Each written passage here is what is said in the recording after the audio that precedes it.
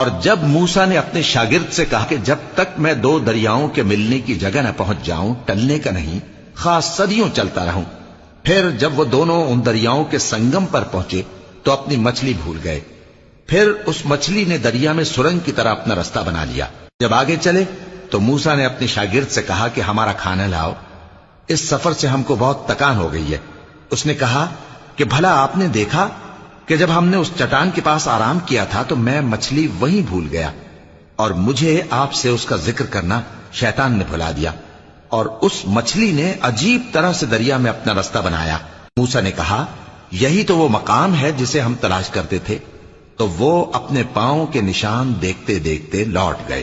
وہاں انہوں نے ہمارے بندوں میں سے ایک بندہ دیکھا جس کو ہم نے اپنے ہاں سے رحمت خاص سے نوازا تھا اور اپنے پاس سے ایک خاص علم بخشا تھا۔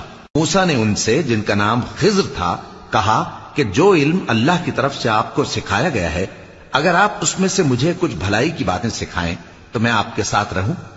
خضر نے کہا کہ تم میرے ساتھ رہ کر صبر نہیں کر سکو گے، اور جس بات کی تمہیں خبر ہی نہیں اس پر صبر کر بھی کیسے سکتے ہو؟ موسیٰ نے کہا اللہ نے چاہا تو آپ مجھے صابر پائیے گا، اور میں آپ کے ارشاد کے خلاف نہیں کروں گا۔